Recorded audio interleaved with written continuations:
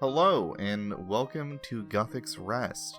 We're an old school RuneScape podcast hosted by a guy named Sparre and Birdfacts.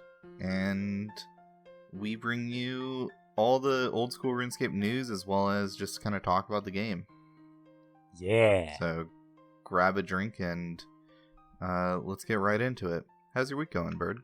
It's going great, you know. I feel like I'm doing something productive with my life with editing the last episode of the podcast into a video one. It was nice, honestly. It's kind of annoying, but it's cool. It's nice to have a purpose, you know.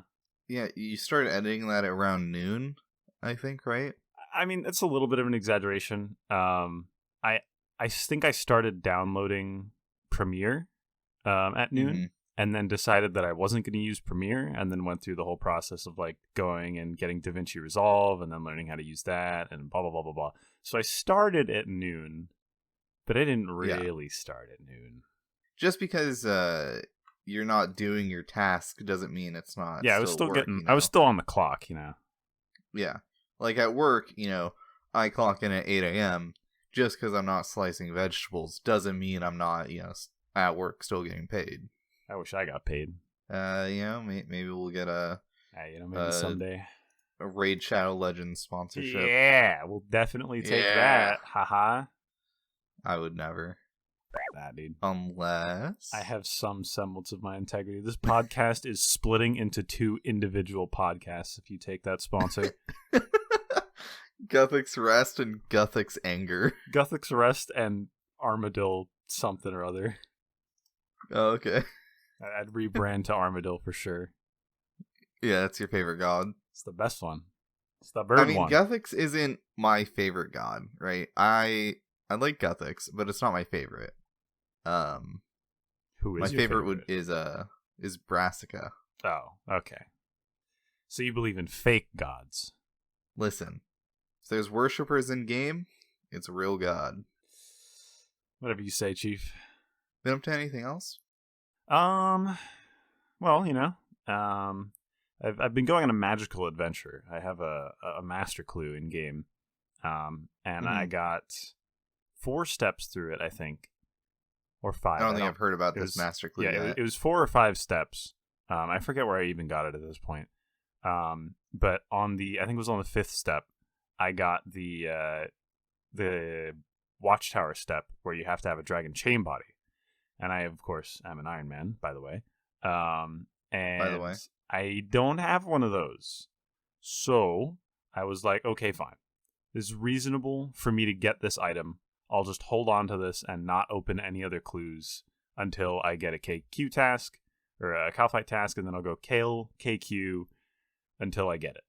Or until I run out of task, at which point I'll probably rage quit. So then I went on a magical adventure of Slayer for a little while. I got some tasks.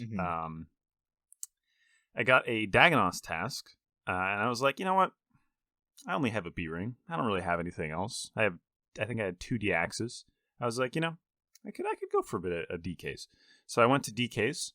I doubled my number of dragon axes very quickly within the first like 20 kills. Those are always nice for the infernal axe. Yeah, the theoretical future infernal axe.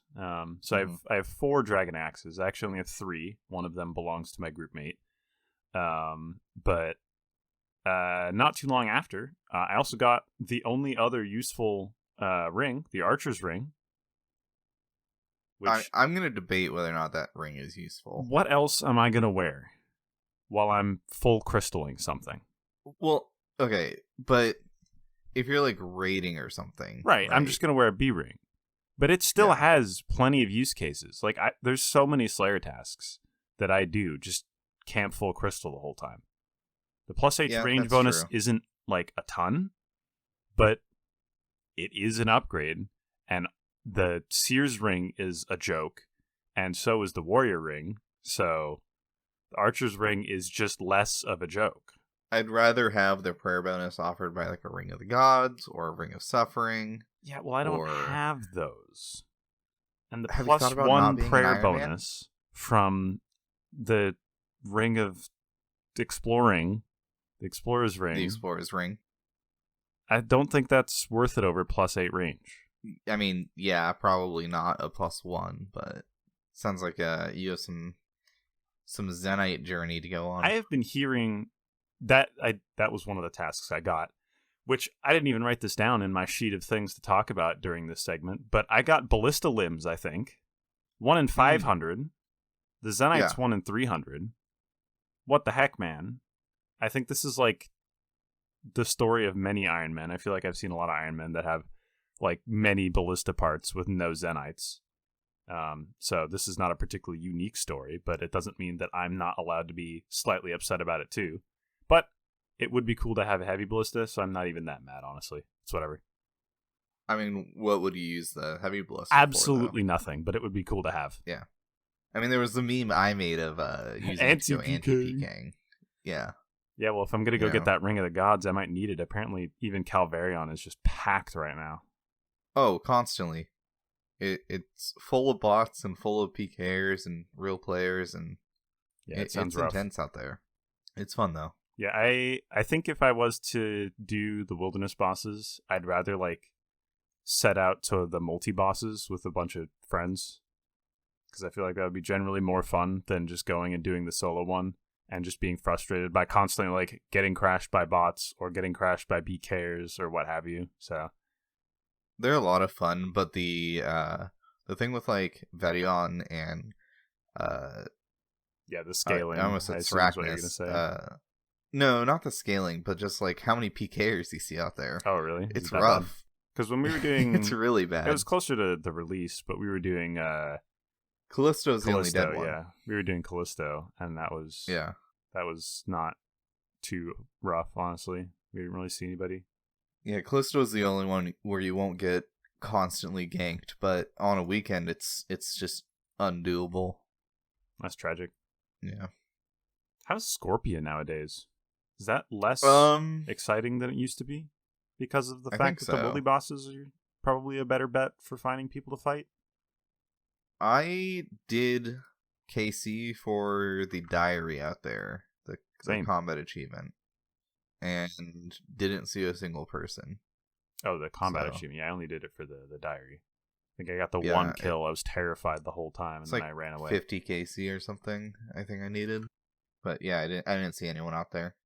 So it seems pretty dead. Yeah. I mean, it's hard to say, because like theoretically I could go to like Calvarion at the right time. It's probably unrealistic, but it would be theoretically possible for me to go to Calvarion at the right time and see like nobody and conclude, nobody PKs here. When in reality, you just got lucky. Yeah. But I feel it's probably more of a reasonable assessment that Scorpia could actually be like kind of dead right now. Yeah, and there's I mean, this is less relevant for Iron Man, but for mains, there's the new 1+1 methods or 2+1 methods, where you have 2 accounts using tridents or freezes or whatever, and you're just using the new wilderness staff and just getting absolute stonk kills, just insane speed. I hate Altscape, man. Yeah, I hate it too. It's kind of cool to see like the methods people come up with for like weird Altscape stuff. But it's just not fun for me. I'm not into that. I like having my one account on my screen at all times. I don't like having to deal with multiple. And I think it kind of takes away from the spirit of the game. Yeah. I'm an Iron Man. But someone in my clan was doing it with other people in the clan. So not really Altscape there. Yeah, but then you have to split. That's true. Though I don't know what you're really splitting at Scorpia. I think they were just doing it for the diary. I think they're just doing it for CAs, the goodness you mean? of their hearts. Yeah, CAs. It's a type of diary. Well, I would not personally qualify them as being diaries. When I refer to diaries, I'm usually referring to achievement diaries. Are there other diaries in the game? I don't think so. No, not really. Yeah, so usually when I refer to diaries, I think of the green quest point. They're combat diaries. Yeah, but no, fuck you. So, anything else going on? I don't know. I sent some Inferno attempts on the beta worlds, like I said I would. On the Iron or on the beta worlds? Beta worlds. Oh, okay. I did it with gear that I would like reasonably have. So I was doing it with Bofa, like an Aram's top. I was using a Kodai, but I'd probably end up using the new Ancient Scepter, because I doubt I'd get a Kodai. And also part of the reason I used Kodai is because you can only use the 3-slot rune pouch on Beta Worlds, so I couldn't slot waters in there. So the Kodai was my stand-in for that, so I could use Ice Barrage. Did make it to Zuck. What does Kodai give? Is it 10%? 15. 15. Okay. It's 15, just like the Nightmare Staff and the Toxic Staff of the Dead. And I think the regular Staff of the Dead is 15 as well. I'm not sure. Yeah, I don't know. The new staff from Muspa, the Ancient Scepter, that's a 5%? Yeah, that staff is only 5%, the Scepter. It's still good, though. Like, yeah, the notable feature of the Scepter is the fact that your freezes last longer, and your does that come into play in the Inferno? Yeah, it does. If you freeze the nibblers and they don't die, they'll just be sitting there, and that's good because then they're not attacking your pillars. And oftentimes, once you cast, like especially in the later waves, once you've cast one barrage at the nibblers, you are more concerned with staying alive and finding a solve for the wave, making sure that nothing's attacking you and figuring out what order of things you're going to attack. And the nibblers aren't particularly a concern at that point. So them being frozen for longer is more time that they're not attacking your pillars, and they're not really being a problem. Gotcha. Yeah, I've never done the Inferno or really like sat there and like really watched an Inferno stream or video, so I was under the impression that you just keep killing them until they're dead. Yeah, no. During the earlier waves, it's best to do that, from what I can tell. But during the later waves, you can only pray against one type of damage at once, right? And blobs have 2 different attack styles. They can attack with range or mage, and everything can attack with melee, but you have to be in melee range. So, and like I forget what the blob max hit is, but its mage max hit, I want to say, is like 45. And they switch style based on what you're praying. So you have to find solves quick. The nibblers are not your problem. As soon as you cast that first barrage on them, if you're being attacked by a bunch of stuff, that's not your problem anymore. Gotcha. Okay. But the thing that comes into factor after that is the Ancient Scepter also makes it so that you get a little bit more healing out of your blood spells. Yeah, that's what I thought you were going to say. Yeah, that one's like also good. Thing. Do you know what phantoming is? Of the menace variety? No. There's certain spots you can stand. Well, not certain spots, but there's certain spots that people use for this. But if you stand far enough away from enemies and you cast Blood Barrage on them, if they die from that Blood Barrage attack, you'll actually still be able to cast another Blood Barrage on them while they are dead and get more healing out of them. Oh, interesting. And so there's a lot of really easy spots to set up like blob phantom heals. And I imagine that the Scepter would make those phantom heals even better. So that also comes into play quite a bit, I would imagine. Huh. There's a lot of cool strategies. I watched a lot of No Monkey specifically. Shout out to No Monkey. His Inferno guides are really great. Absolute gamer. Yeah, he's super positive, which I really appreciate. He's always seems like he's having a good time in all the guide videos that he does. The guide streams rather that he just makes into videos. And it's very informative. He's very fun about it. You can tell where the important parts of the video. I love the YouTube feature where you can like see the most replayed parts of videos, because you can tell like where the spots in the video are where he like explains some mechanic and people like went back and watched it multiple times. That would be really useful to have. Like pillar stacking, there's a spot where he explains how like, okay, you've got a ranger and a mage on your pillar.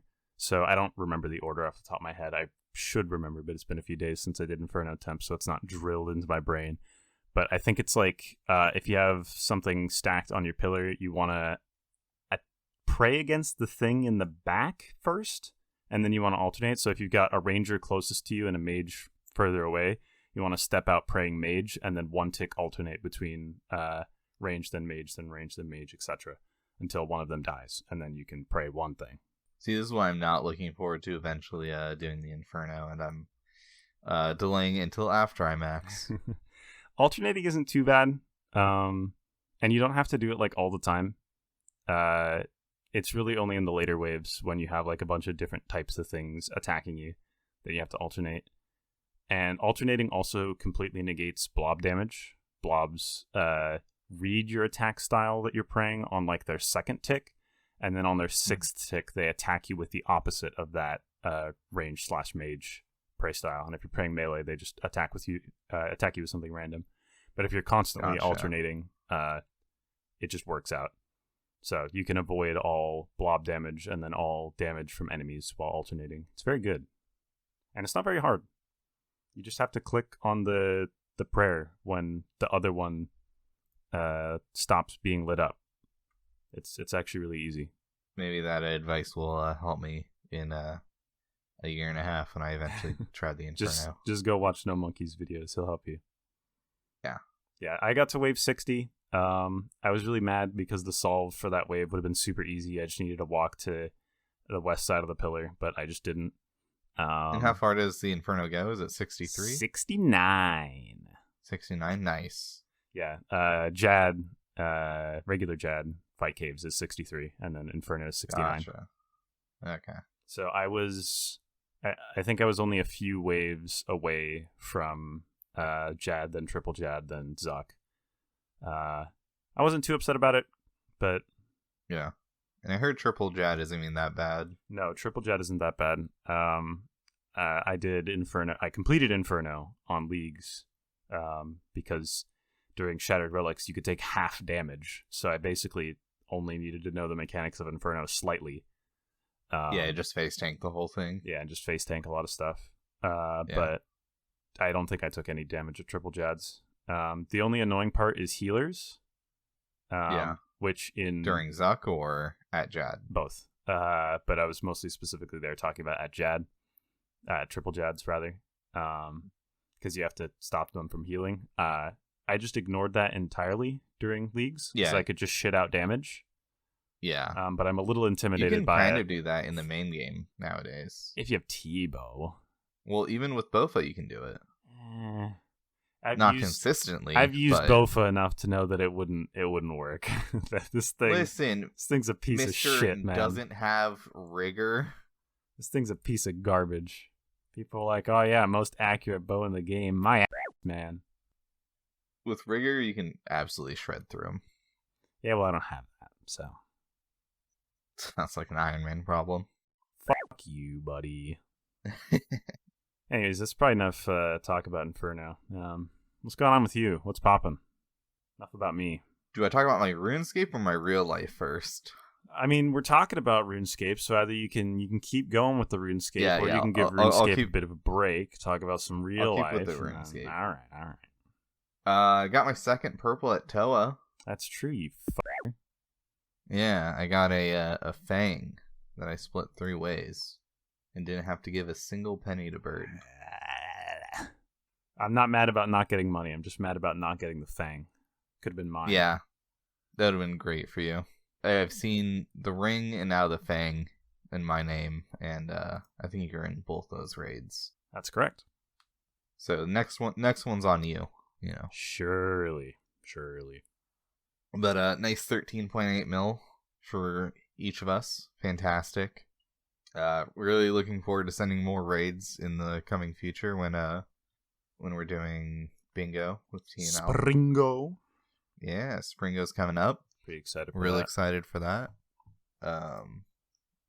If I go to the Springo chat, there's a ton of people that are looking to get drafted. If my sources are correct, the draft is going to be this weekend. Saturday, Sunday. So, coming up here in 3 days. I have not advertised myself at all to be drafted because you told me to DM T-Pace, I think is his name. Yeah. I don't know him at all, but I assume I will get to know him over the course of bingo. Tyler's a great guy. I love him. Yeah. Because you DM'd me that you had DM'd him your key collection, your crystal key collection, and I was like, that's a nice key collection, but check out mine. Yeah. And then you told me to just DM that to him, and I did. And he was like, son of a bitch, you're in. Yeah, what did I send him? I sent him, draft me, Father, for I have sinned, with a picture of Father August praying. And, he, in his, team captain message on the Discord, had said that he likes crystal keys. So I sent a picture of my crystal keys I've slowly accumulated doing Slayer. And, he said he would, consider drafting me. And it sounds like I'm going to be 7th round pick, which sounds like not very good, but you have to consider we have a shit ton of people participating in this bingo. Yeah, do you have any idea how many rounds there are going to be of drafts? Or is that information that is not available to us plebeians? I think there's going to be 20 players a team. Okay, that's a lot. Around that, yeah. We're not like, we're in the upper half. It's true, because I think he also said he wants to try to pick you around 7th. Yeah, he said he'll probably try and pick me 8th. Nice. Feels good, man. I just told him that if you're on another team, I'll stop at nothing to kick your team's ass. So watch out for that. Oh no. If we're on other teams, I am going to destroy you. I mean, it's unlikely that you'll be drafted. Yeah, I haven't advertised myself at all. You haven't advertised yourself, and nobody in the Discord really knows you. It's true. I'm kind There's of. There's a chance I could get drafted, but I think the people that would draft me probably won't. They're probably going to go for other people first. So yeah, our accounts are both pretty good, but not like super good. Yeah, they're going to go for the absolute gamers, and then they're going to go for their friends. The people that I usually talk to tend to be kind of noobier, so I think I'm safe. Just insulting everybody you talk to in TNL. I see how it is. Well, okay, listen, wow, I raid. Dude. I do a lot of like 150 raids with like newer players. All right, I don't do raids with the absolute gamers, but I think I'm a sleeper pick. Okay. Whatever you say, man. Yeah, I haven't really been doing a ton of RuneScape lately, other than I've been working on my crafting. In like 20 minutes, I'll pop off because I'll be 97 crafting. Let's go.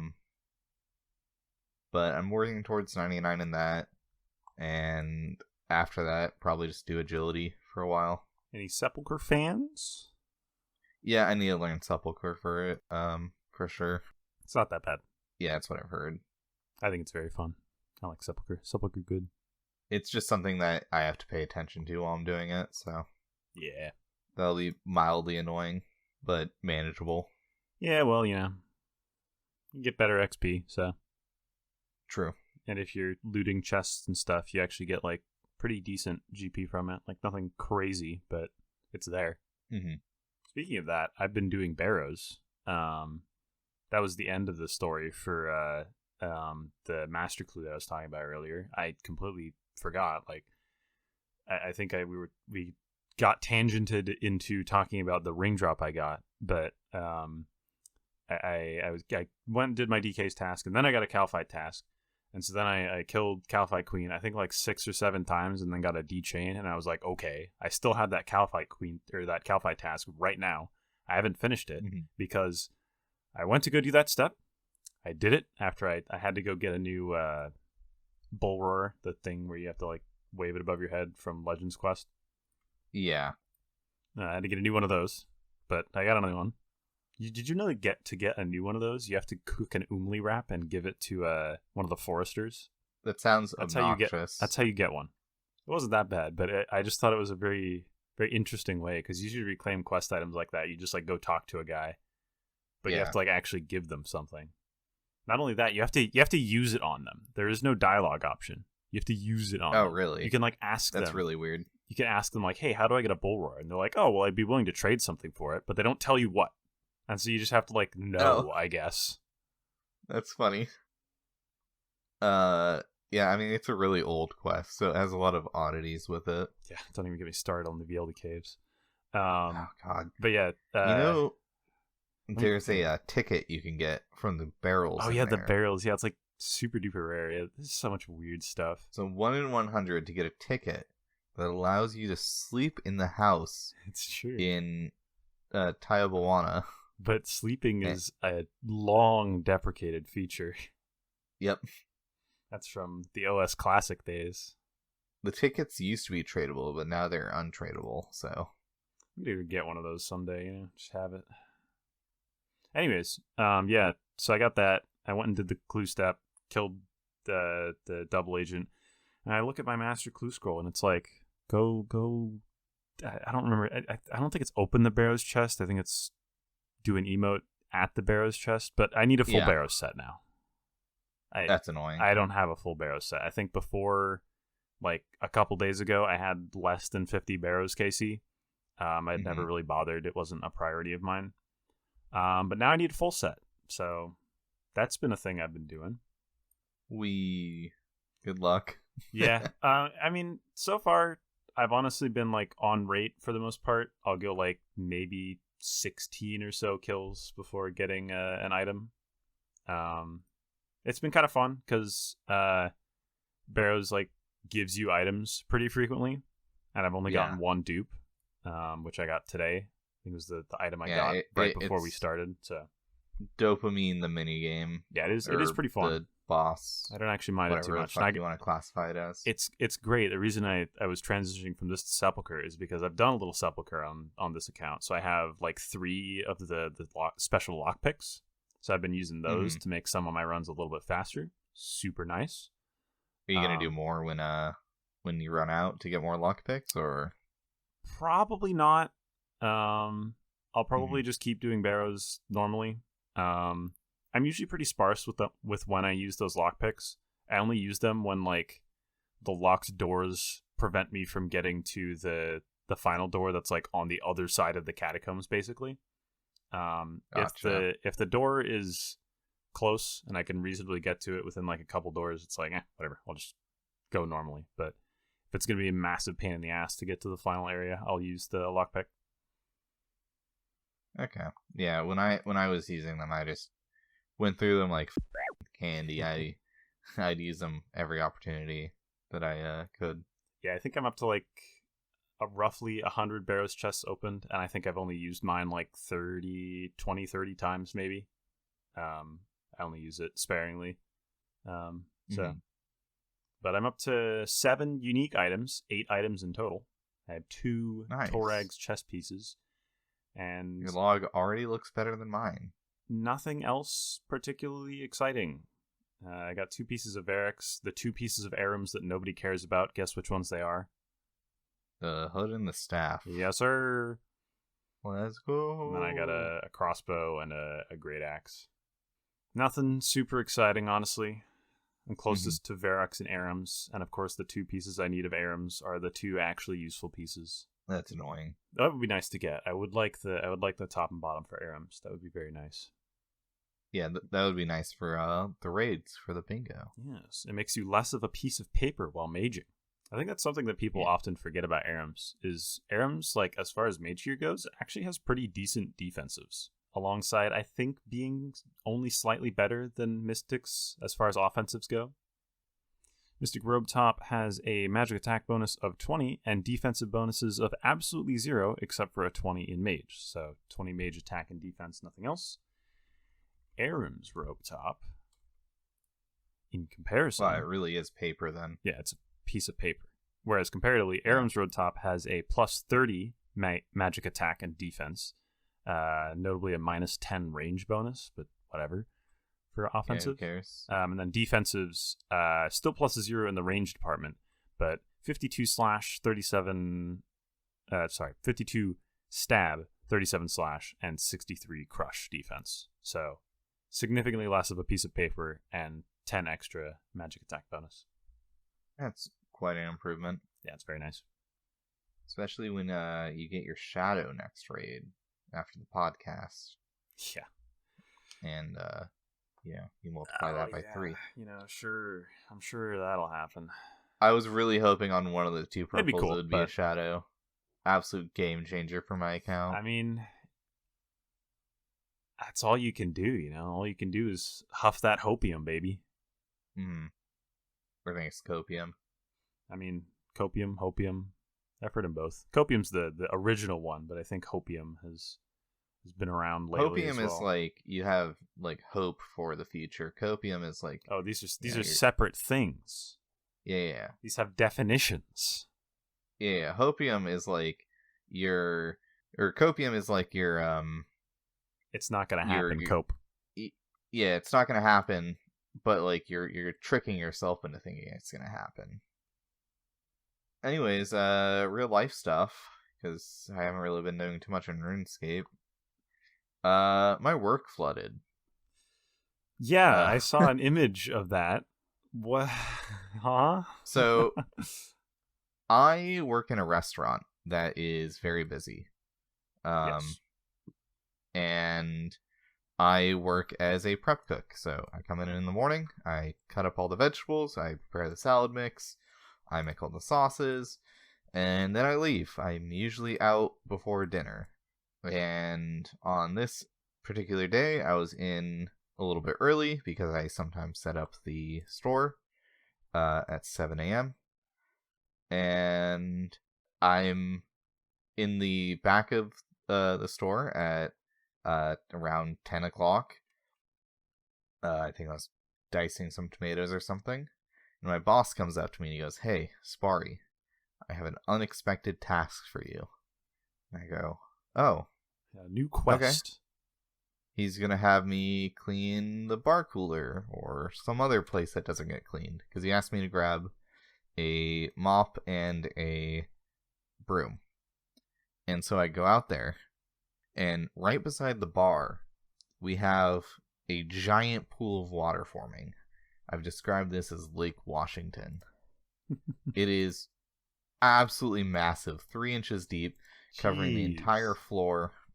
Like actually just 3 inches deep throughout the entire restaurant? Yeah.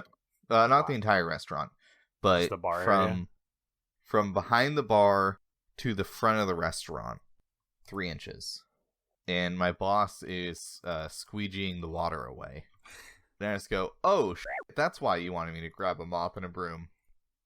And some other girl had just come in to start her like morning shift. We open at 11. It's about 11:30, and me and this girl are sweeping water into the drains, and it just doesn't stop. We're like, "Why? What is going on?" And we realize it's coming from somewhere or from behind the bar, but we can't figure out where. And so you were, hang on, let me get this straight for a second here. You were sweeping away all this water, but you had yet to identify where it came from. So it was just kind of on the floor with nothing like explicitly like there's no spring of water coming from anywhere that we could see. I feel like if I saw a pool of water in my place of work, I would immediately wonder how it arrived there before I would attempt to get rid of it. Well, our first concern was like making sure the carpeted areas didn't get wet, because right around the bar there's several carpeted areas. That's fair, I guess. So we were just trying to deal with that. But the boss was the one that was trying to figure out where it was coming from. And so we can't find an immediate source, and this becomes relevant later. Nobody really can figure out where it's coming from, because we have a plumber eventually come out, and upper management insisting that we opened with a giant pool of water constantly filling our floor. Nice. That's what I want to see when I walk into a restaurant. I get sent back around 11:30 to continue with my work, and they have servers that are now coming in to start the day shift, or the morning shift I should say, to actually start their day. They come in, and instead of serving, he's having them sweep water, because there needs to be basically 2 people at all times to ensure that there's not just a giant pool. We must have 2 people appeasing the water gods. And the plumber comes in, and he starts using a reciprocating saw to cut holes in the wood behind the bar to figure out where this leak's coming from, because we think it's coming from that area. And, customers are pissed, obviously, because there's water on the floor, and half the restaurants, we've closed the back half of the restaurant. It's just half of our seating on a busy Sunday. And, there's water in the way that they had to walk to get to their seats, so they're not too happy about that. A couple hours later, I go out there, and the plumber has moved from trying to cut holes behind the bar to he has now taken a jackhammer in the bar and started pulling up tiles and going through the concrete. Are we talking like full-size construction jackhammer here, or like... Not full size. It was like a quarter the size. What are we talking here? It was like a handheld one. Okay. This little, like, I say little, it's pretty big. It's like the size of a chainsaw.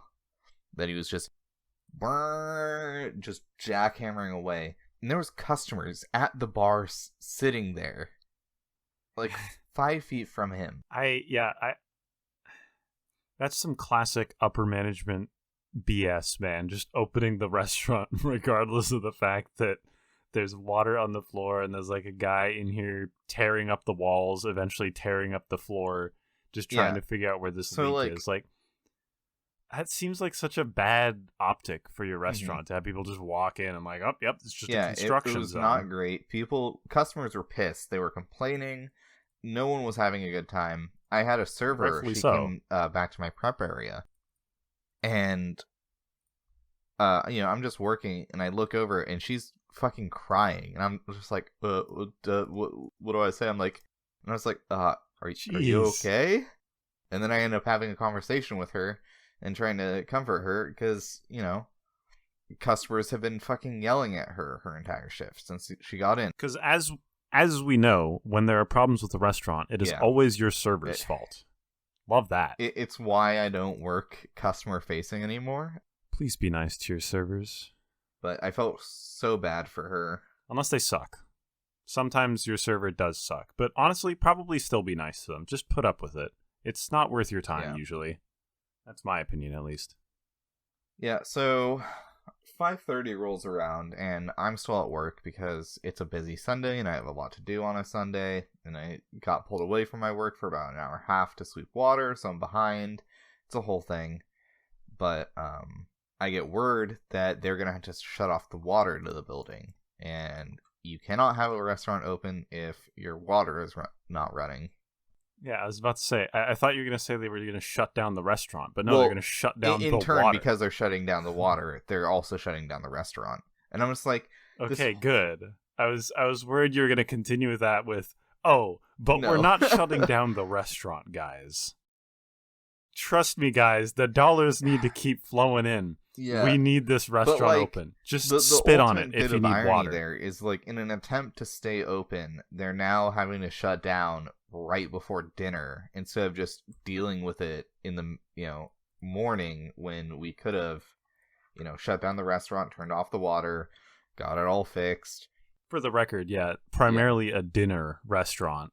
They do have morning and lunch options, but this restaurant is primarily a dinner focused. We don't open till 11 for a reason. Most of our business comes in the evening.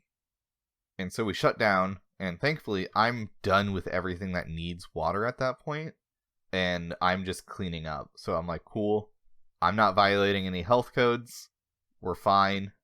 I like the idea of if you still needed water, you'd just go out to like the lobby area with like a bucket, and instead of sweeping up the water, you just grab some water gross. And head back and use the water to like clean off all the vegetables gross. And stuff. Great. I will say, though, I came in the next day, and the floor's immaculate. So clean. I'd like to hope so. But yeah, it took until 5:30 for them to shut down. And there was people that come in to work at around 4 or 5, because they come in just for the dinner shift, and then they leave right afterwards. So they work like a 4 or 5 hour shift. And so there was a ton of people that just came in, were told, hey, we're closing down, but they still get to clock in and then just gotta sit around for 4 hours and get paid. So nice, honestly. That's a dub right there. From what I was told, after I left, they made a bunch of grilled cheeses and had a grilled cheese party. That's great. I love that. When are we having a grilled cheese party? Oh god, that sounds awesome. great. But the real kicker is we gotta have like the designer grilled cheese, you know, some real fancy shit. Not just your normal shit. I like the fancy grilled cheeses. That shit's fire. I like I mean, this you can argue this doesn't make it a grilled cheese anymore. Having bacon in my grilled cheese, I think that's a real nice texture. But the I think by the traditional sense, that's probably not a grilled cheese anymore. Yeah, but that does sound good. I mean, we put macaroni in our bacon. We put like bacon bits in our macaroni. Yeah, it's good. When we make like mac and cheese, and that's very good. Mm-hmm. So, but the next day I come in, everything's fixed.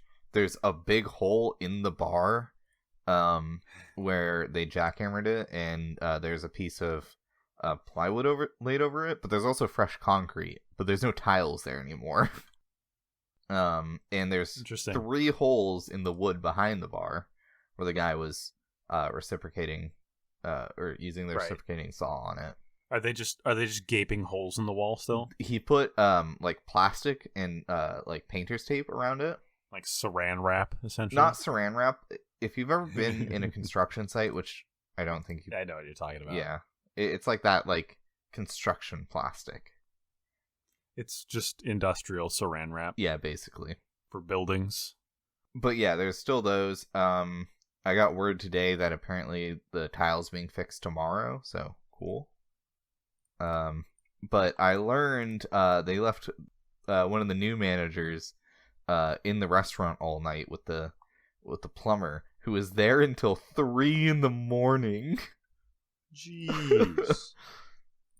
And he had to leave. I can't say much because that's how long I spent editing last week's podcast. But yeah, he had to leave and go drive an hour away to go get concrete at one point to fill in the hole that he made. I mean, I'm sure he's probably getting paid pretty well for that. He's getting paid time and a half because it was an emergency call on a Sunday. Yes, sir. And he already is getting paid a lot because he's a plumber, so...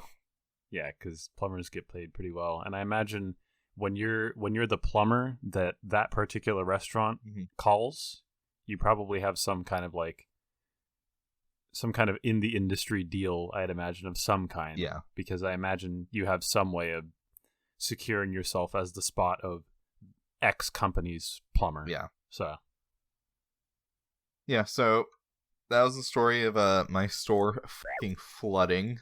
I have some pictures of it that I took, and it was interesting. I came in the next day, and the store was absolutely trashed in back of house because they couldn't do dishes because there was no water.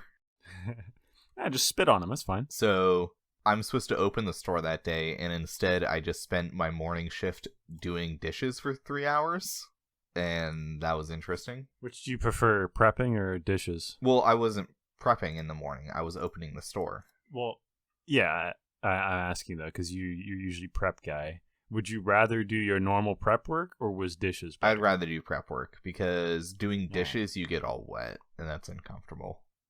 Yeah, that's fair. I can understand. I do get wet sometimes, though, doing prep work because we have to submerge the produce in water, and some of them like to not let go of it until you cut into it. Looking at you, iceberg lettuce.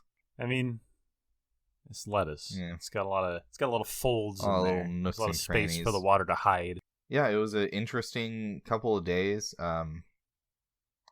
I talked to some people that weren't there that day, that had the day off, and some of them had absolutely zero clue what had happened. Shout out to my coworker Thomas. He was like, "The store flooded? What?" And I was like, "Yeah." I mean, when you say the store flooded, I imagine the immediate image that comes to mind is probably a lot more dramatic than what actually happened. Several layers of or several feet of water or something. But that was just a few inches, but my shoes were wet all day, and that was really uncomfortable. Yeah, that sounds terrible. Yeah. Were the socks wet too? Oh, yeah. Awful. Terrible. I have really thick-heeled shoes for work. Safety shoes. Yeah, they suck. They're non-slip shoes. They're not very non-slip, but they keep my feet out of water, good. which is nice, except for when it gets 3 inches. Then it goes over, and that sucks. Yeah, I remember when you were moving from your old place to where you live now, you were getting a bunch of boxes from your place of work, and I walked in there for a second, and I was like, man, I've worked in a couple of places where you're supposed to wear non-slip shoes, and I've worn regular shoes walking into those places, and it usually wasn't a problem. But back there, dang. Yeah, it's a problem in a restaurant. There's a reason they're very adamant about it, because restaurants tend to get grease and shit on the floor. So that makes it really slippery and not safe. Grease and water. I walked just into that little back room there where they had all those boxes, and I was like, wow, this floor is really slippery. Mm-hmm. And that was just like that tiny area back there. I can only imagine it probably gets worse the further you step in. Yeah, there's certain parts of the store you have to be really careful about. The line where we have the fryers get real greasy, and then the dish pit is always all wet. Stanky. And we have a new dishwasher, this older Chinese gentleman. He always goes up to me and he's like, your name Sparre, and I'm like, yes, very good. And then he has me, and then he has me spell it for him, and then he writes it down, and then we can start the day. But he has a habit of multiple time occurrence where he spells it every day. It's like a couple times a week now. It was like 4 or 5 days in a row at one point, though. Yeah. I just kind of roll with it. It's like a minute or two out of my day. It's always so interesting, characters like that. It's like, yeah. I wonder if he's just writing it down multiple times to really try and like burn it in, or if he's forgetting, you know? I think he's trying to learn how to like spell things and stuff. Because he'll like ask like for other people's names too. Like he asked all the different managers and the people we work with. Then he's like, how do you spell that? And I spelt it out for him. Respect. Yeah. I would hate it if, like, you know, if I was from anywhere. And I feel like the thing that people hate the most when you are a foreigner that is not the best at whatever language, this isn't just like the US, this is probably just anywhere. I think people hate it when you don't try. Yeah.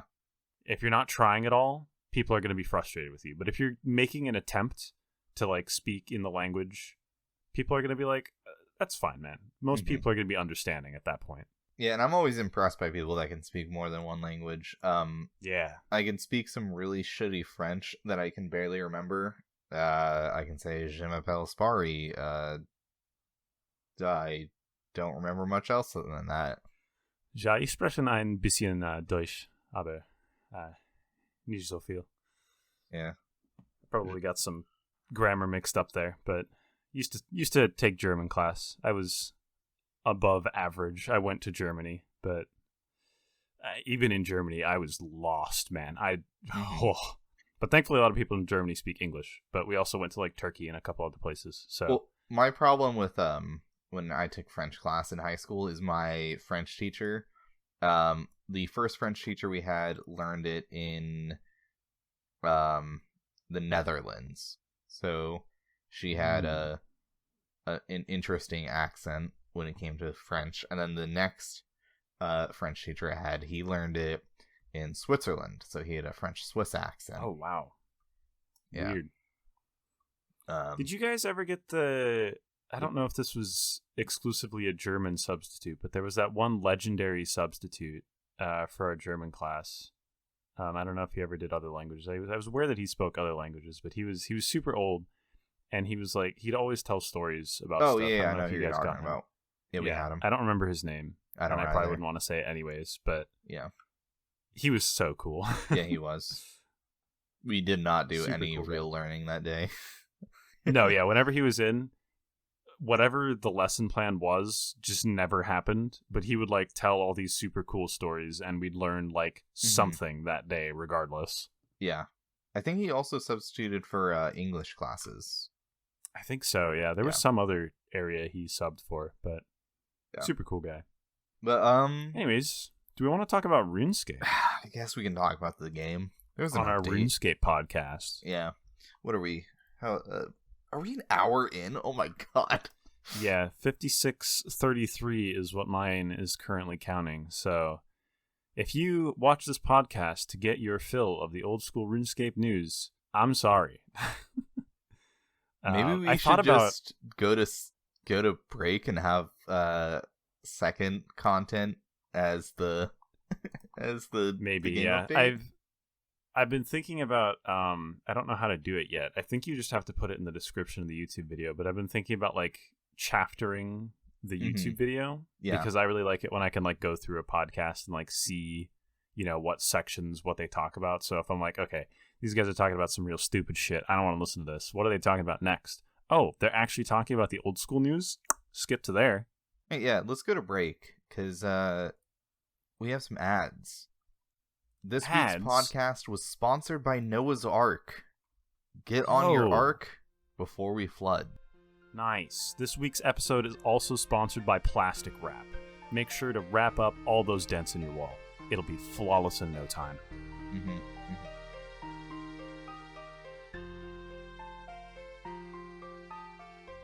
Welcome back from the break, everyone. I hope you enjoyed those ads. So, Bird, what are you drinking?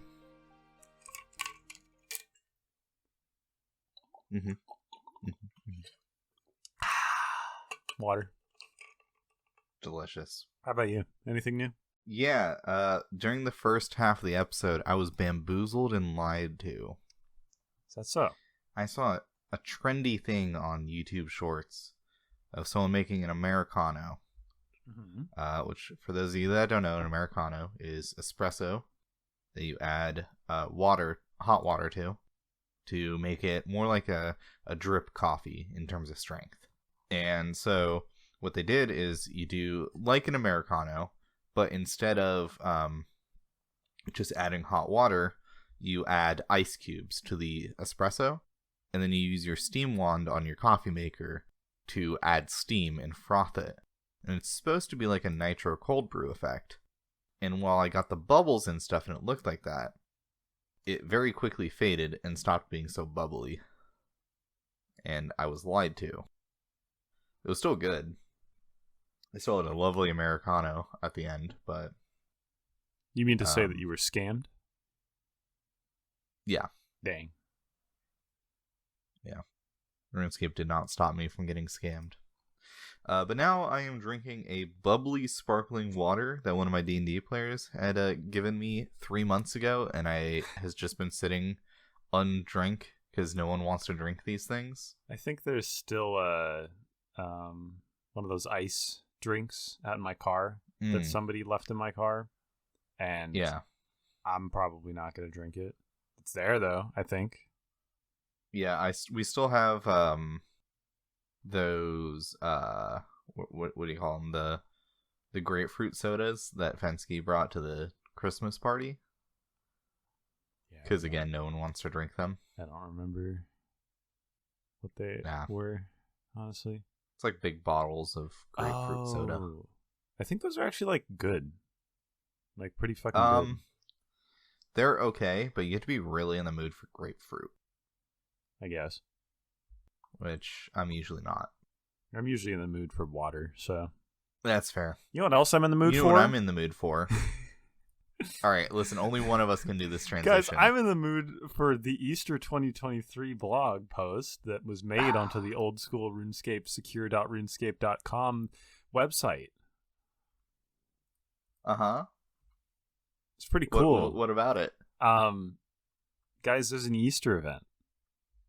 In fact, there is. It's pretty awesome. It's pretty short.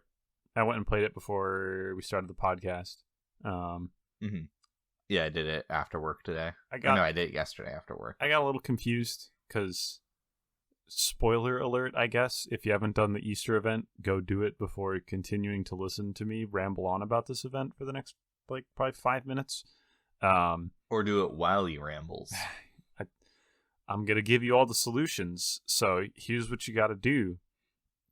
You got to go talk to all the kids of Varrock, and they all give you like hints as to where the Easter Bunny's egg mold has been hidden. I'd like to correct you. You're not talking to the kids of Varrock. You're talking to Gertrude's kids. Okay, well, those are the kids of Varrock. I think there's some more kids somewhere. There might be. I don't know. Well, you talk to all of them, and all four of them give you a particular hint after solving some kind of like puzzle, riddle, or small little oddity. And then once I got all of them, I was like, okay, cool. Now I can go find it. Unless I missed it somehow, there did not appear to be an indication of what to go do next. So I just assumed you went to go find it. No, apparently you had to talk to the Easter Bunny first, and then you explain to him that you think you know where it is. And then he gives you a special shovel that can be used to find it. Man, I used a spade in the spot where I ended up finding it. Why couldn't you just use a spade, man? It's not the right one. But it was still cool. It was a fun little event. The giant bronze dagger that you get as a reward is very silly. And I am currently wearing the hat you get because you can just put a bird on your head. And I like that. I like birds. Yeah, it's pretty good. Yeah, good Easter event. Shout out to Mod Manked, his first piece of content. I feel like a lot of the events lately have been like X onboarded mods first piece of content. It's like a zero stakes way for them to like develop a piece of content. Yeah, I imagine it's probably like intro to how to use RuneScript. Yeah. Because there's literally nowhere else you use RuneScript, so. It's true. Well, I don't know if they use it on RS3. They probably still do. I hope it's probably a different version of RuneScript, but most games have their own, like a lot of proprietary like games have their own scripting language, unless they're using a pre-existing engine, which I don't think RS3 is, so it probably is still using some kind of version of RuneScript, I would guess. Yeah, maybe. Who knows? I'm sure the information is out there. Future me might have found it. Good luck, buddy. So apparently RuneScape 3 uses Rune Tech, so it sounds like they're still using a proprietary thing. It's probably just RuneScript 2. It's RuneTech 5. I mean, so it's probably RuneScript 7. I'm sure it's just an evolution of RuneScript. Yeah, anyways, what else is going on? What else we got? Easter event was cool. There's some more stuff about the new skill pitches poll. The poll is out now. You can vote. I love that they phrase it. If you've not been living under the biggest rock imaginable, you'll know that we've been talking about old school's first ever new skill. I love that wording. Very good. So, how did you vote, Bird? I'm curious. I think I voted exclusively for sailing. Okay. I voted for sailing and shamanism, with shamanism as my like top pick. As your favorite? Yeah, I want shamanism is. I don't like you anymore. I'm gonna go make my own podcast. If you don't have the same opinion as me, it's actually probably better content if you don't have the same opinion as me. Shamanism is the cooler idea. But it's the more dangerous idea. It's very dangerous.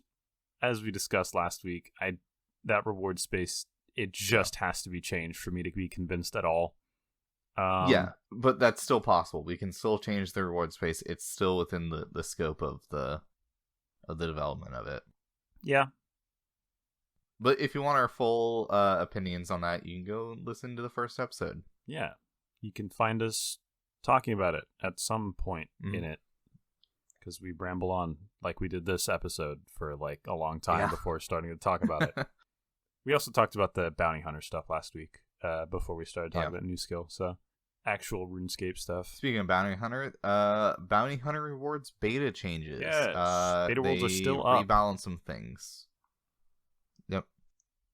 They changed the stats.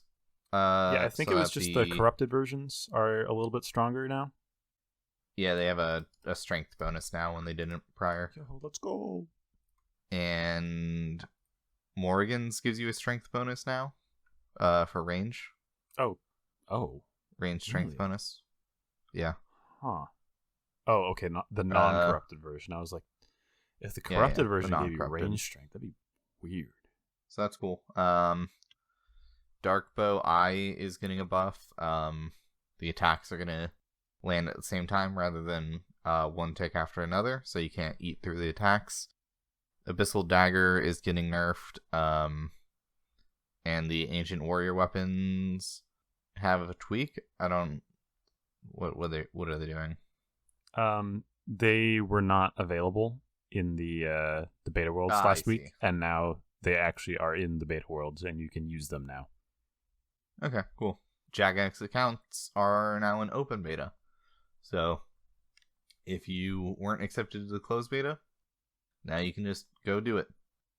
100% of players are now able to migrate their account to the Jagex account system. Go do it. It's good for your account security. Yeah. It's also just a more convenient method at which to manage your account or accounts plural. Mm-hmm. Other changes this week. There's some nice ones in here. Some good QOL. When you fletch darts now, instead of having to spam click, there is now a make X interface that you can toggle on or off in the settings, and you can make X darts now. Was that pulled? I don't know. I was gonna say, I think this is an unpulled change. I'm not against that being an unpulled change. Yeah. It's like not really anything significant. But that seems like some stupid shit they'd put on like the QOL polls. Like I remember there was one of the QOL polls a while ago was like, should we make it so you can pick up darts directly into your blowpipe? It's like, you can already pick up ammo directly in your ammo slot. Why do we need to pull this? I think this has to go with like Jagex's new philosophy when it comes to polls and stuff of we don't have to pull everything, which I think is a good change. And realistically, if they don't pull something that we don't like, people will scream about it and then they'll change it. They still have a pretty decent ear to the community, I think. So if they ever make a change that sucks, that's unpulled, most likely something will happen. Yeah. Soul Bearer will no longer consume all of your soul and blood runes when you go to charge it. It'll now ask you how many you want to use. Cool. Well, apparently if you froze wardens when they're spawning, they would get deleted. So that's been fixed. That's funny.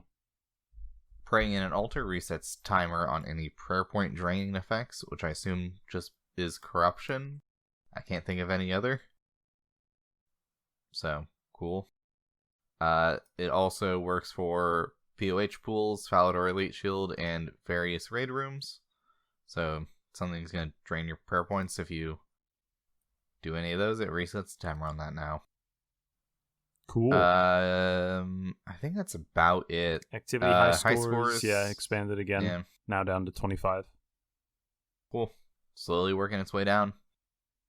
And more Crack the Clue stuff and the PvP worlds have changed. Wow. Really small update this week. Yeah, nothing crazy. But I think that's because next week we're getting a pretty juicy one that's already been teased a bit. Yes, sir. The beta for the Ruinous Prayers. More beta worlds. This one's pretty exciting. I'm really excited for this. A lot of big changes on their way. We got new skill talks. Forestry isn't a huge change, but that one is a significant change that's on its way. I still would like to hear more about forestry. I kind of voiced that teas and campfires are still a little confusing to me, and I'd like to see a little bit more about what exactly those are going to be since they're voted into the game now. But that is a different topic entirely. Let's talk about these Ruinous Prayers, because generally it's a pretty juicy topic anyways, and we didn't have the podcast going when they announced this stuff, so... we have the Lost episode. Did we talk about Ruinous Prayers on that one? I don't remember. We did. Yeah. That just... that entire happening just was erased from my memory. Yeah, so... the Ruinous Prayers are coming with Desert Treasure 2. And there's some pretty powerful stuff in there. Yes, sir. So I will link you real quick the wiki page for it because I have a pretty good wiki page now. Cool. And it includes the skill icon or the prayer icons. And I'll also include this in the description of the podcast. They have images. Yeah. So those were shown off today. Oh, were they? Those prayers. Cool. So those are the icons for them. And I don't know what they all mean or what they're all going to do, but they're really cool looking. And they all give me, they all scream that they're powerful, including the bread on fire. Well, let's get into these a bit. So there's the 4 vows, which are, I think, the most interesting ones, and intentionally designed that way. You have Fumus's vow, which the attack consumes 10% of the player's poison severity and inflicts it as damage to an opponent. Oh, that is interesting. So, internally, the way poison severity works is when the game... That's actually really interesting. Yeah, so when the game says how much do you get hit by poison, it's your severity number plus 4 all over 5. And so, let's say you get poisoned by a cow fight. That's the example on the wiki page for it. It's going to be a poison severity of 30. So you get dealt 6.8 damage, rounded down to 6. And then if you have a poison severity of 30, it will consume 10% of that, so 3, and then you'll deal 3 damage as damage to your opponent, and you'll lose some of your poison. Which is neat, and it's probably not going to be very useful, I'm going to be entirely honest. I imagine there's going to be a couple situations, like Chambers for the Ulm fight. I think it might actually be kind of good, because I feel like quite often I find myself poisoned there, and I usually don't wear a SERP, so there's a chance that it could give you some extra DPS there. Yeah. The next one, Umbra's Vow. Attack drains 10% of the opponent's defense up to 15% of their base level, applied before other defense-reducing attacks. So this is basically a BGS effect, but it works on all styles, which is really cool. So if you want to attack an enemy with like a blowpipe or something, you can slowly start whittling down their defenses without actually having to bring a defense lowering weapon. Yeah, this is very interesting. Use it in conjunction with one. I don't know how all the math works, obviously, but yeah, I'm very interested to see how it works out, because I imagine Hammer and BGS will probably not become irrelevant by this by any means, but I do imagine they'll still be very useful. I am curious to see if it does make them less or more, but probably only less useful in certain circumstances. But that's an amount of math that I am unwilling to think about, because I don't know how all of the caps and things work for BGS or Hammer or for this prayer and how they interact with each other. So I don't even want to begin to think about it. Yeah, but it is definitely going to be interesting. BGS doesn't cap. BGS just goes. That's right. Yeah. But yeah, it's cool. I like how it'll definitely open up some interesting options. Like this will be basically the first time ever that you'll be able to stat drain Zulrah. Like I think technically you could have used Seercole, but who's going to do that? Well, there's the new wilderness staff that you can use. Oh, that's true too. Yeah, forgot about that. Talked about that literally last podcast, I think, but still forgot about it. But yeah, it'll let you reduce mage reduce stats with mage in more than just one way now. Yeah, very interesting.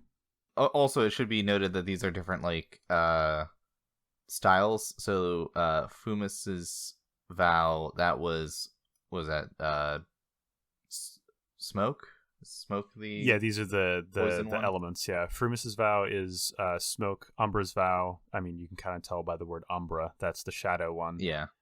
Kuror's Vow is... Kuror's? I'm not really sure how to say that. I don't know. It's blood. Yeah, that's blood. And then Glacier's Vow is also pretty obvious.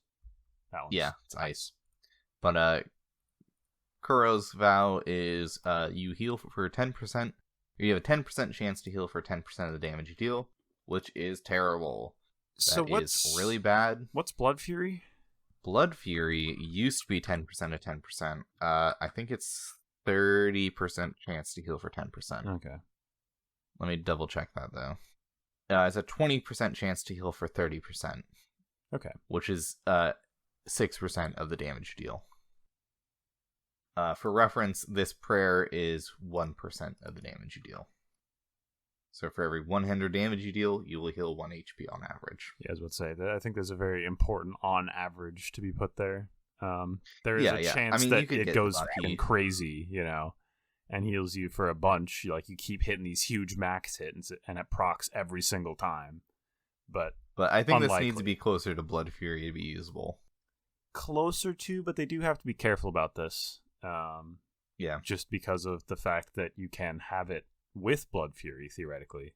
Have they? I'm sure they probably talked about that somewhere. But yeah, it stacks.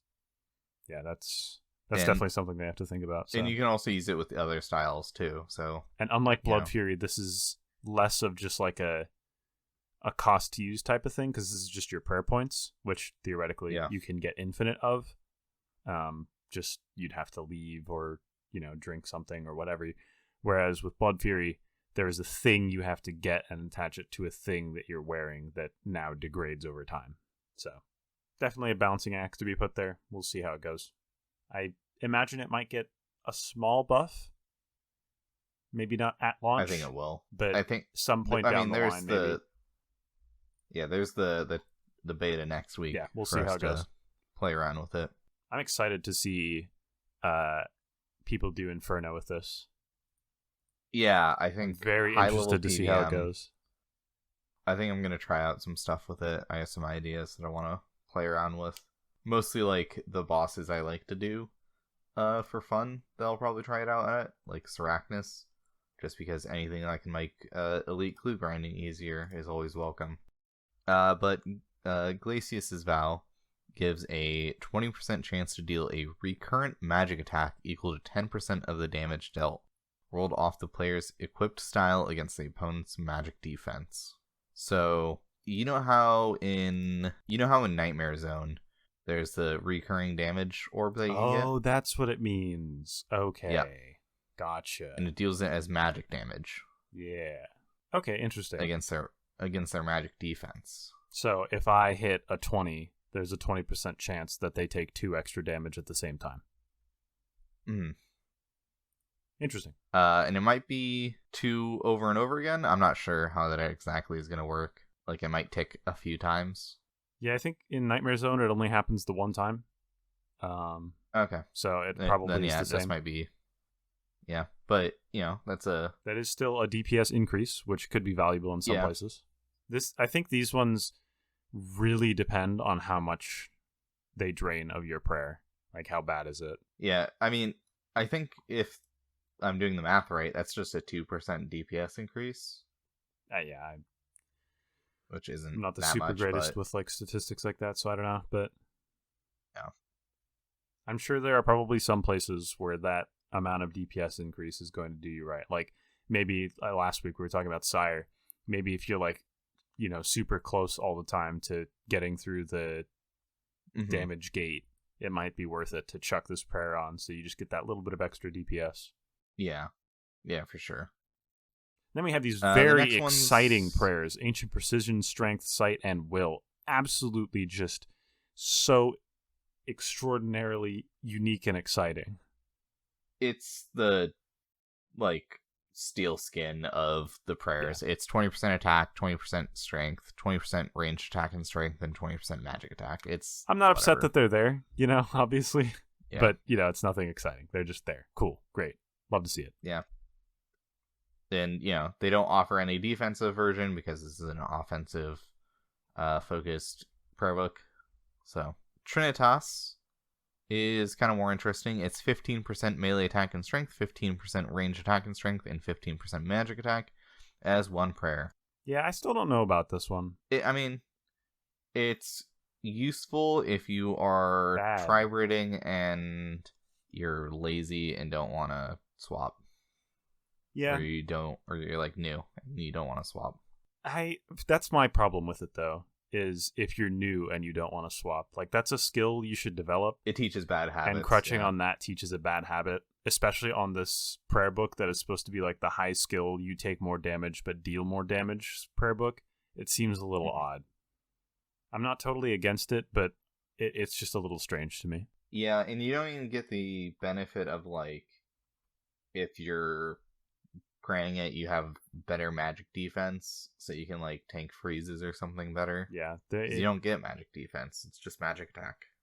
The only place I could maybe see myself using this at is Gorillas, because at Gorillas you have to switch so often.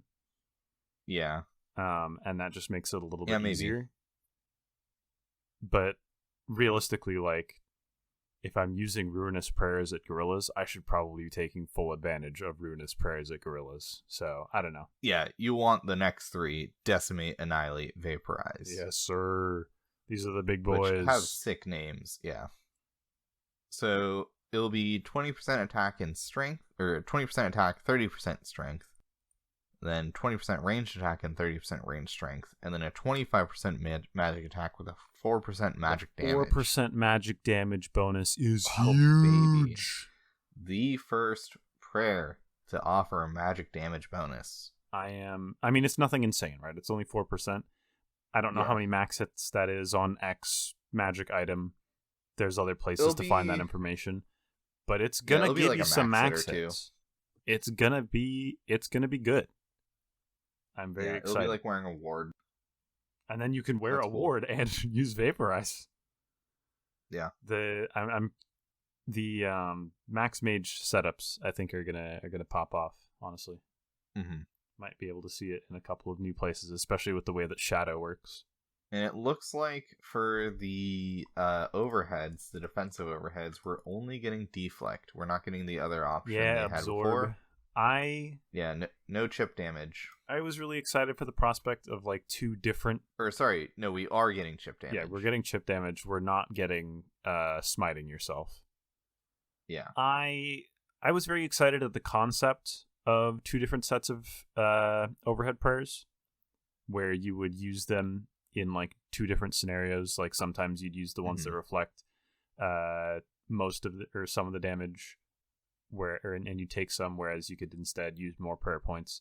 But realistically, you'd probably end up using one set of them and ignoring the other set. Of note, by the way, we're also not getting Withstand, specifically because Withstand is just better than the other options. What was Withstand? Withstand was full protection from whatever style, but you have reduced defenses by 33%. Oh, yeah, okay. And so at like a place where you're taking damage from multiple sources, like Sarachnis, for example, you would be down. You wouldn't take damage from Sarachnis, but you'd get, smacked up by the minions. Those minions already kind of smack, so. Yeah. But, other places where you are only taking damage from one source, that'd be basically just as good as the regular overheads for no additional cost. Yeah. I think probably the method they're going with the deflects is probably the best route. But I was genuinely interested in the idea of having 2 different options for Protect Prayers. It was a cool idea, but this is probably the right path. Yeah. Speaking of the right path, Gambit. Yeah. So originally when Gambit was pulled, it was it was like Darox. It was increased accuracy rather than damage on all styles, depending on how low your hit points were.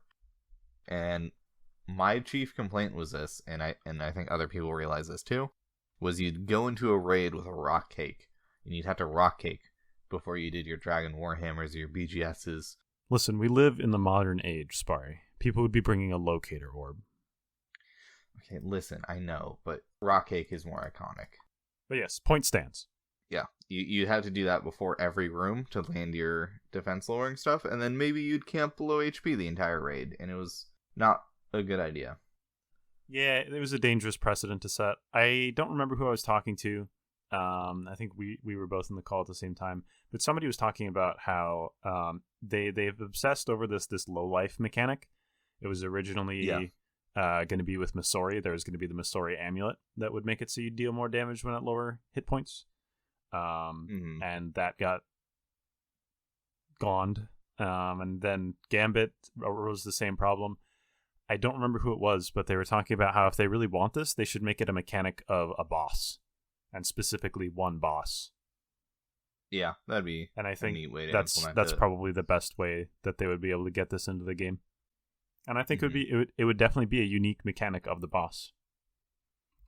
Putting you in a low life scenario where they also control specifically what that boss does could have some really interesting gameplay mechanics where like there are certain attacks that you need to avoid that, you know, would kill you because you're camping low life to deal more damage to this boss. Yeah, but if you had to do it throughout the entire game, it would be really unfun. Yeah. And it would be frustrating how often you'd, you know, die to just small amounts of damage that you would probably normally live from. Yeah, 8% accuracy in all styles doesn't sound like much, but I'm sure it is a lot more than my tiny bird brain understands. Of note, it's an overhead, yes. and it's usable with the other offensive prayers we've already talked about, so it's going to stack on top of that. Yes, sir. So, yeah, in cases where you don't need to be praying a protection prayer, you can have Gambit on and just get extra DPS in. So that's cool. Yeah. Vindication is basically Redemption. It heals you for 15% of your base prayer level if you fall below 10% of your health. It fully drains your prayer, and you deal an extra 10% damage for your next attack. So Redemption with a little bit of a bite.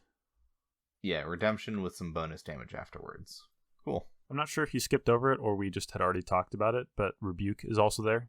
In between yeah, I did skip over that. Increases damage taken by 15%, but deflects 15% of damage taken back to the opponent. This is an overhead prayer.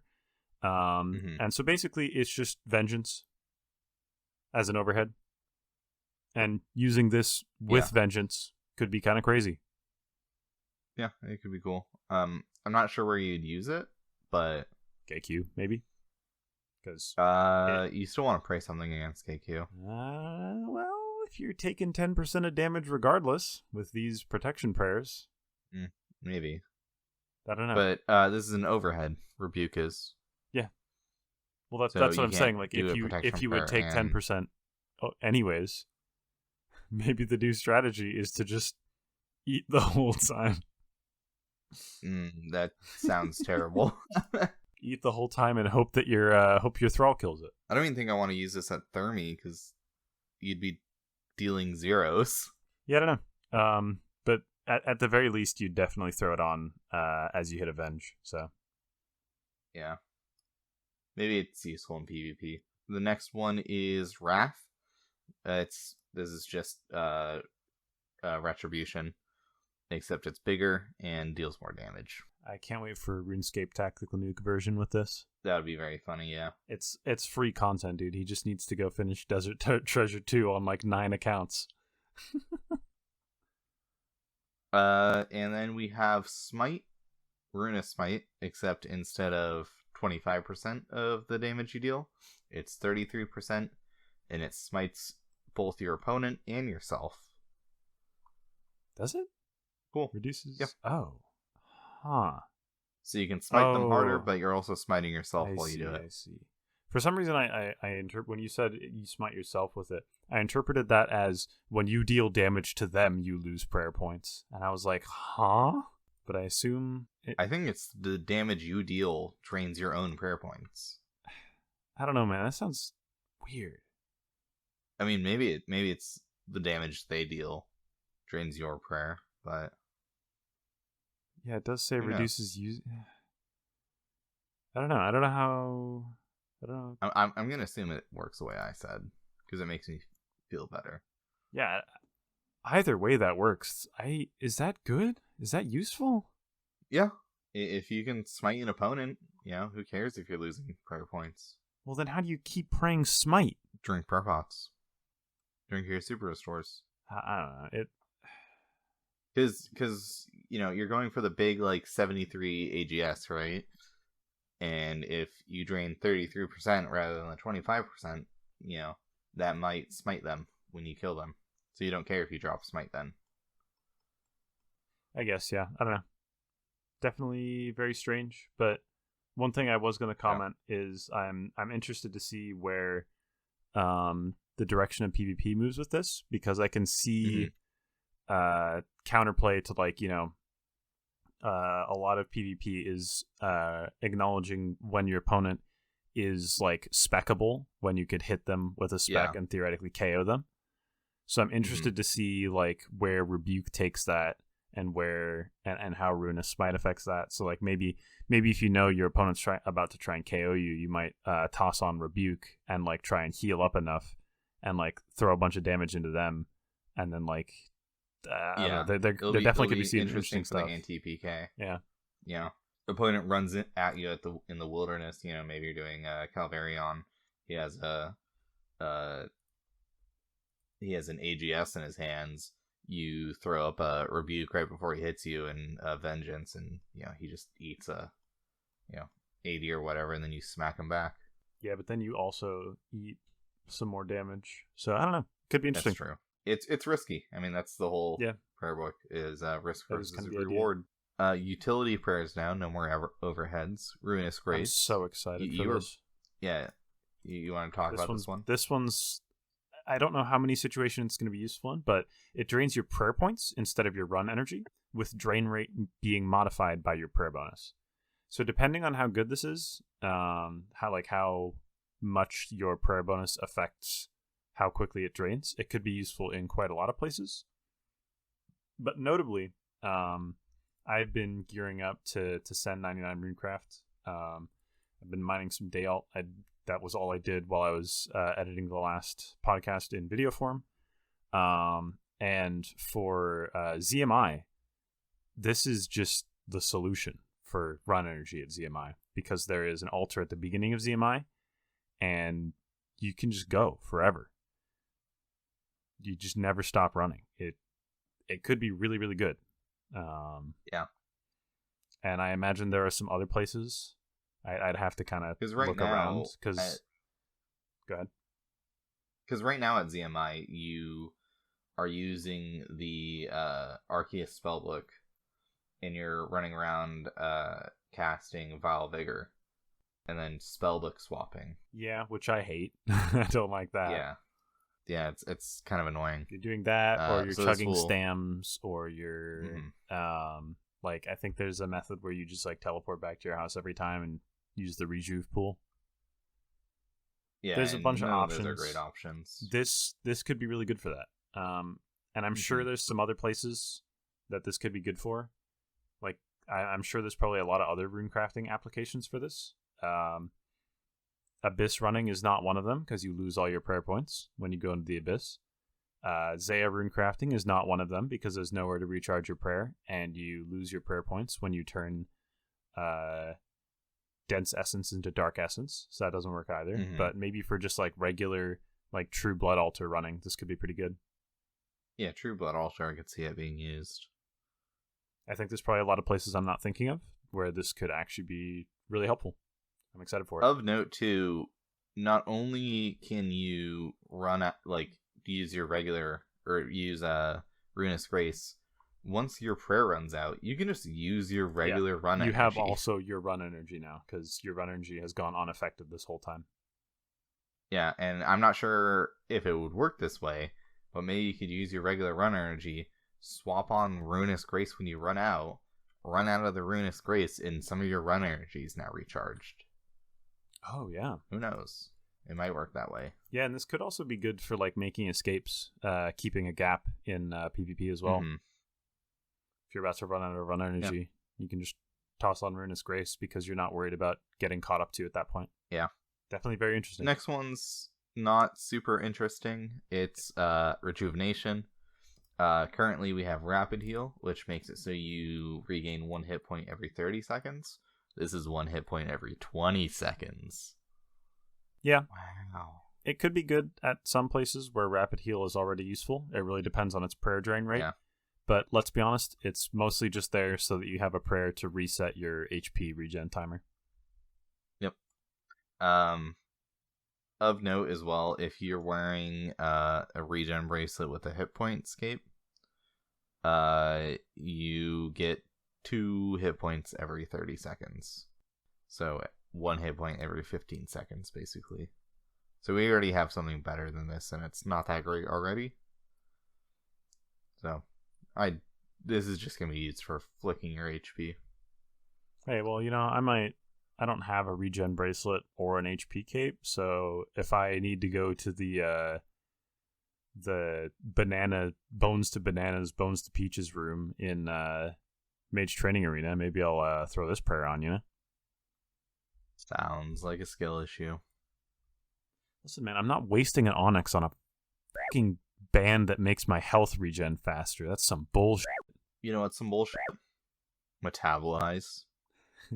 What? So everyone got bamboozled and duped with this one. Yeah, I think I got it backwards. In the last episode, I noticed while I was editing. It's still good, in my opinion. It's still interesting. So the way everyone thought it would work was that you could just slam food into your face really quickly, 1 tick faster than normal. What it is you can act 1 tick faster after eating food. So you can attack a tick faster. Which is good. I mean, it's still good. But 15 seconds after activation is when it starts working. Mm-hmm. That is so you have to be long. praying this the whole time you want to be using it. That needs to be shorter, in my opinion. Mm-hmm. This one also is another one that really depends on what its prayer drain rate is. If it's like if it's pretty preserve level, if it's negligible, it could be really good. But if it's any amount, it's not going to be very useful. Yeah, especially since a lot of higher level content you're using brews or equivalent that don't make you attack. Or don't give you attack delay at all. So yeah, if you're using hard food though, then it'll be useful, but anywhere else. The next one is just preserve, but it only works for combat stats. Cool. Berserker. Cool. I got nothing wrong with that. Yeah. Yeah, these are combat prayer book. This is cool. This is exciting. It is definitely weird to see the image of the prayers because it doesn't reach all the way down to like the last row. Yeah. There's 7 more prayers they could fit in. Yeah. Which is fine. We don't need all of them right now, but just after having the prayer book we have right now, which only has 1 extra slot, it just looks weird missing slots now. Yeah, so maybe we'll get some more prayers that they could fit in. I'm sure they can come up with some more stuff. I don't know if you know this answer. I remember they were talking about how Decimate, Annihilate, and Vaporize might be like scroll type things. I think that's the vows that are going to be like that. Yeah, that's what I was going to ask. Because I remember they said that the vows are like 100% going to be like that. But I'm wondering if they're still considering Decimate, Annihilate, and Vaporize to be like that as well. Because they are kind of the, piety, rigor, and augury equivalents that you all have to unlock separately from the prayer book. Yeah, so it was reasonable for them to say that. Yeah, they don't want those to be completely devalued, so... I'd be interested to see how that goes. I'm not sure. We'll have to see once I'm going to Control F in the Q&A real quick to see if they have anything. Oh, okay. No, I just looked up prayer, and there's nothing. I don't think they talked about Ruinous Prayers at all in this Q&A, so... You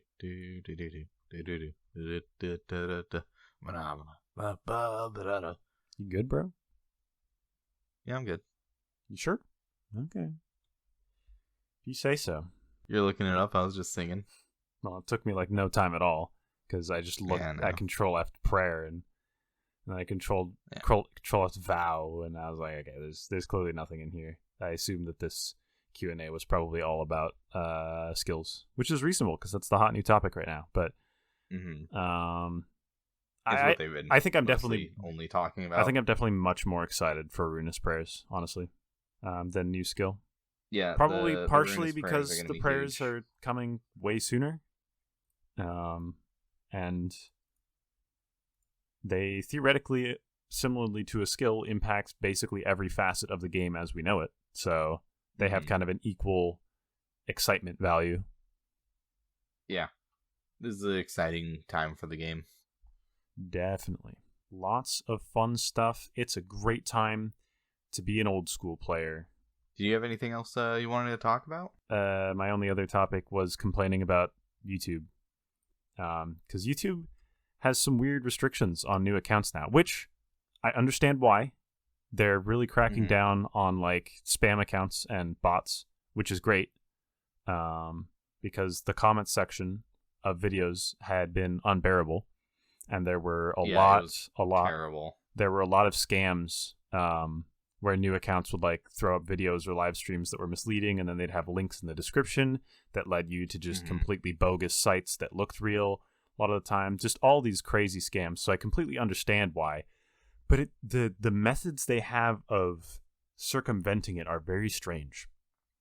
You get 3 options when I was trying to verify my account. So the first problem I had, I tried to upload the video. I uploaded it and it started getting processed. And then it told me that I couldn't upload videos over 15 minutes in length. And I was like, okay, well, that sucks. Yeah. But for that, it was like, you need to verify your account. I was like, okay, I'll go verify. I had to verify it via my phone number, which I did. And then I was allowed to upload it. Sure, cool, fine, whatever. It's a small layer of verification that I'm sure they do just to prevent people from creating troll accounts that just upload massive amounts of data to their servers for no reason. That's fine. Yeah.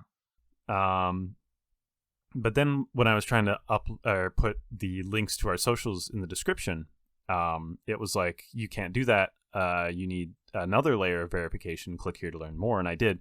And it gives you 3 options. I don't remember what they all were. The third option is the one I picked because it was just like, build up your reputation over time by just being a normal person, and over the course of 2 months we'll decide if you're a real human being or not. And I'm like, sure, I'll just do that. The other 2 options, I think one of them was they're both trying to verify your ID. One of them is to literally send them a picture of your ID. That's not super uncommon. I've had to do that. Yeah, it's not uncommon, but for YouTube to put links in the description, that just seemed crazy to me. I understand why they're doing that. It's once again to verify that you're a real person. But for me, I've never been a huge fan of taking a picture of my ID and throwing it to the internet. Just in general, that doesn't feel like such a great idea to me. And then the first item was something similar. I don't remember what it was, but it was very strange. It was a very strange process. And then, of course, now I'm finally in, and the episode's up. And go check it out on YouTube. Yeah, and if you're listening to the podcast right now, there is a chance that you could be watching it instead. There isn't a whole lot you're missing. It's basically just me editing some words onto the screen and like putting context of what we're talking about. You're not missing much if you're not there, but if you are there, cool. The only reason I do it is because I use podcasts as second monitor content a lot of the time. And I like it when there's like a little flash of information I can like glance over and be like, oh, look, that's cool. And then I can go back to what I was doing. Funny pictures. That's what I like out of content. And so obviously that's how I'm going to cater our content to be. So I get a very different thing out of podcasts. I like to listen to them while I'm at work because I work for anywhere from 5 to 8 hours a day in the back of a restaurant all by myself with nobody to talk to. Yeah. And so I'll just have a podcast going in my pocket the whole time. Yeah, and I know a lot of people listen to podcasts like while they're driving. So obviously you shouldn't be watching a video and like glancing over to it. Yeah. If you're doing that, please stop. But yeah, YouTube's... Anyways, I think that... YouTube's weird. I just want to complain about one last little thing here. Okay. I'm at the YouTube analytics page right now. As of time of recording, if I go to our main YouTube page, refresh this, it shows that the episode 1 has 29 views. In channel analytics, it shows that our channel has 34 views. Yeah, so and that's then because of the way they do caching. And then on the graph, it shows that we have no views at all. Interesting. It's weird. Yeah, it's not something that needs to be fixed yet, and I'm sure it's because of the way they do caching. But I just think it's kind of funny and weird. Yeah. But I think that about does it. I'd like to give a shout out once again to XP Waste. Shout out to Michael specifically. I love you too, Oxy, but Michael told me I should post this in the TNL Discord, and I did. And XP Waste also gave us a retweet on their Twitter account. Super awesome. Love you guys. Speaking of Twitter, you can follow us at Guthix Rest Pod on Twitter. You can also follow us on Patreon and give us a donation there at patreon.com/GuthixRest. Any money there will go towards better equipment for our recordings. We don't yet have any reward tiers set up, so as soon as I figure out what to do with that, we'll do something there. You can also go to Coffee and give us a donation and fuel my caffeine addiction at ko-fi.com/GuthixRest. And you can follow our personal accounts. Oh, you can also follow the YouTube. Yeah, I was about to say, you can also, as we were just talking about, hit subscribe, hit the like button, do all those things. Hit the bell notification. Yeah, whatever it is that you do now on this website. Yeah, Bird's going to put a little bell notification icon on every time I say that word, too.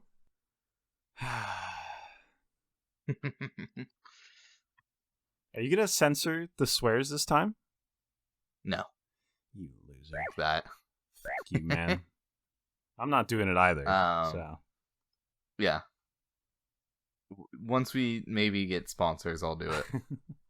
How are we supposed to get sponsors if we're swearing all the time? They won't like us. I don't fucking know. Yeah, follow us on YouTube. It's called subscribing to YouTube. Pod. Okay, listen, I'm a boomer. Come on, man. You should know these things. It's okay, I don't know anything about the podcast platforms. I don't use them at all, so. That's fair. I did not know that Pocket Pod was a thing that you can follow us on. Pocket Pod? Is that what it's called? I don't remember. Pocket Cast. Pocket Cast. Close enough, man. Thank you. Fucking follows on YouTube each. Alright. Follow me on Twitter at my personal Twitter account at AGuyNamedSparre. Birdfacts doesn't use Twitter. Feel free to follow me anyways, at Birdfaxer. I don't post anything, but it's there. If you want to leave a comment or any sort of feedback, Twitter is the best way to do that. I will read that and get a notification. And yeah, I think that just about does it. I'll also read the YouTube comments. Bye-bye. So, yeah. Bye-bye.